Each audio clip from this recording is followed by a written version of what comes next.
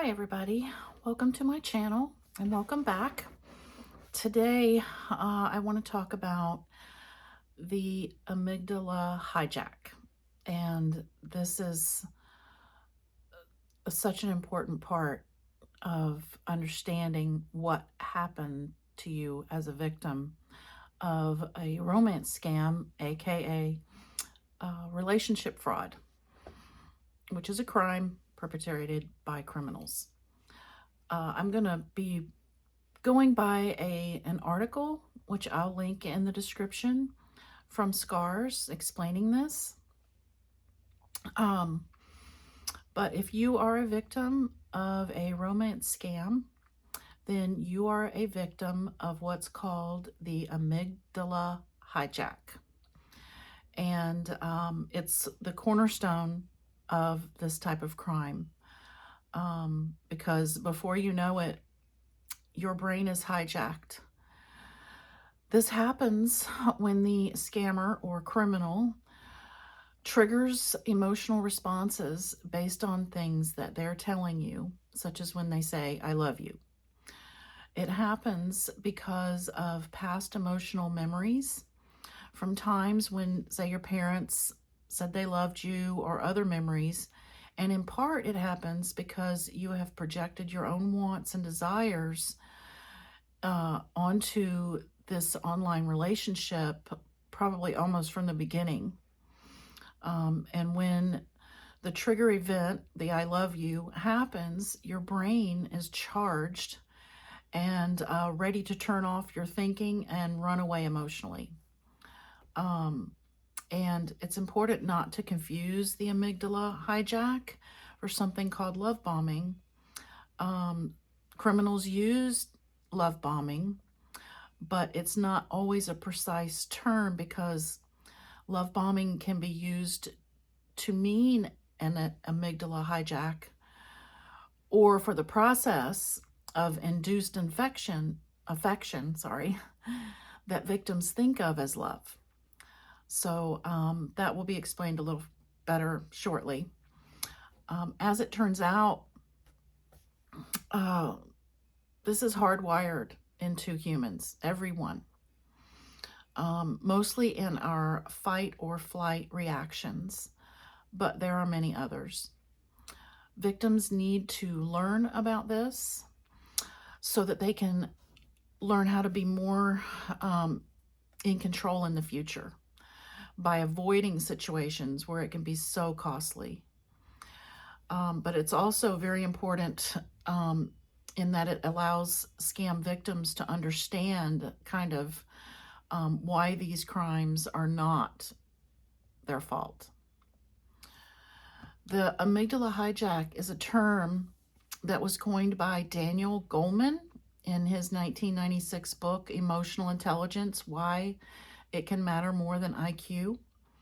And drawing on the work of others, he uses the term to describe emotional responses from people that are immediate and overwhelming and out of measure with the actual stimulus, because it has triggered a much more significant emotional threat or response, such as when the scammer says they love you.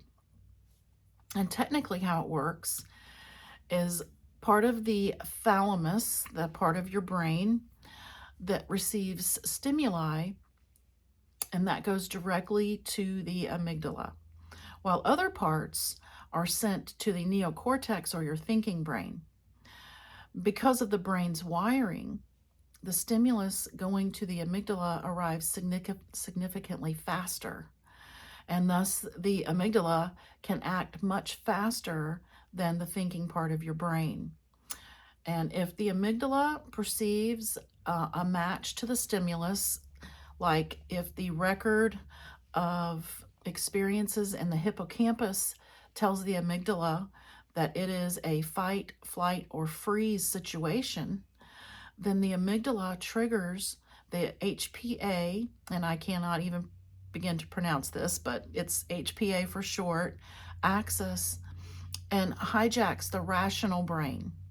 This emotional brain activity possesses information milliseconds earlier than the rational brain. So in the case of a match, the amygdala acts before any possible direction from your thinking brain or the neocortex before it can receive it. If, however, the amygdala does not find a match to the stimulus received with its recorded threatening situations, then it acts according to the directions received from the neocortex or your thinking brain. When the amygdala receives a threat, it can lead the person to react irrationally and destructively. Coleman states that emotions make us pay attention right now, this is urgent, and gives us an immediate action plan without having to think twice. The emotional component evolved very early. Do I eat it or does it eat me? The emotional response can take over the rest of the brain in a millisecond if threatened. An amygdala hijack exhibits 3 signs: the strong emotional reaction, a sudden onset, and possible post-episode realization if the reaction was inappropriate. And this next part is definitely is what I faced. Basically, it says, self-control is crucial when facing someone who is in the throes of an amygdala hijack. And this, as far as me and my experience is concerned, this particular explanation has to do with the intervention that my family, my ex-husband, tried to do. But you'll understand here shortly. So self-control, and this is talking to a spouse, self-control is crucial when facing someone who's in the throes of an amygdala hijack, so as to avoid a complementary hijacking, whether in work situations or private life. Thus, for example, one key marital competence is for partners to learn to soothe their own distressed feelings. Nothing gets resolved positively when the husband or wife is in the midst of an emotional hijacking. The danger is that when our partner becomes, in effect, our enemy, we are in the grip of an amygdala hijack in which our emotional memory, lodged in the limbic center of our brain, rules our reactions without the benefit of logic or reason, which causes our bodies to go into a fight or flight response. So basically, early-ish in my scam, my family, I had told my ex-husband the money that I'd sent, what had happened, and I didn't understand what was happening to me. And they did the best they could. I don't blame them at all. We're all human. They did the best they could with what they were handed.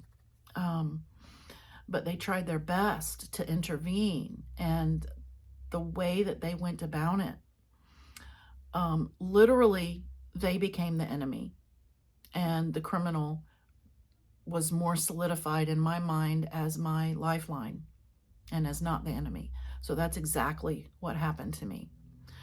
I'll continue. The amygdala can be involved in positive emotional responses as well. Being the complex structure in the brain that it is, plays a fundamental role in processing emotions, both positive and negative. It is involved in the formation and storage of emotional memories, and its activation can contribute to the intensity of emotional experiences. In the case of positive emotions, such as joy, love, or happiness, the amygdala may become activated to enhance the encoding and retention of those positive emotional memories. Positive experiences can lead to the release of neurotransmitters and hormones that contribute to feelings of reward and pleasure. Note that these are short-lived emotional responses. They are not love or lasting affection and bonding. However, the positive reactions can create a setup for the development of lasting emotional bonds. In the case of scams or manipulative tactics, scammers may exploit the amygdala's role in processing positive emotions to create a sense of trust, affection, or attachment in their victims. They might use various techniques, including love bombing, to trigger positive emotional responses and then strengthen the emotional connection between the scammer and the victim. It's important to note that the amygdala's involvement in emotional processing is complex, and its activation is not inherently negative. Its role is adaptive in helping victims form emotional memories that guide behavior and decision making.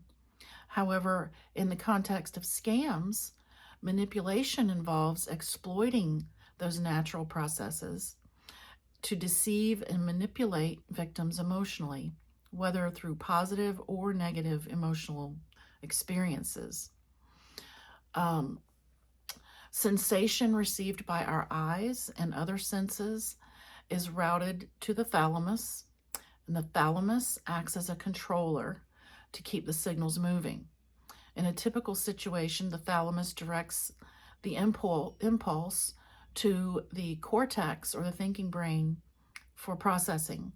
But if a stimulus triggers an emotional response by the amygdala, the cortex thinks about the impulse and makes sense of it. If the amygdala has not acted first, so then it's aha, it says this is a threat and responds accordingly. But in the case of romance scams, that signal is sent to the amygdala where a flood of peptides and hormones are released to create emotion and action, and you have basically lost control when that happens. This is the amygdala hijack, where the amygdala has a different reaction. It bypasses the cortex or the thinking brain and is immediately acted upon by the amygdala, where it reacts based on previously stored patterns, meaning that you do what it wants rather than it the other way around. So the result is that once you've been hijacked by the scammer setting you up, your brain ignores your thinking side, and reacts appropriately. However, the scammer has to constantly reinforce this. They will also employ gaslighting to get you to ignore your logical thinking as well, and other technique, love bombing. So that's basically what I wanted to talk to you guys about today. It's just very important to understand this, and I hope to see you guys soon, and I will put links below to scars and this article so you can refer to it, and take care, and I'll see you soon.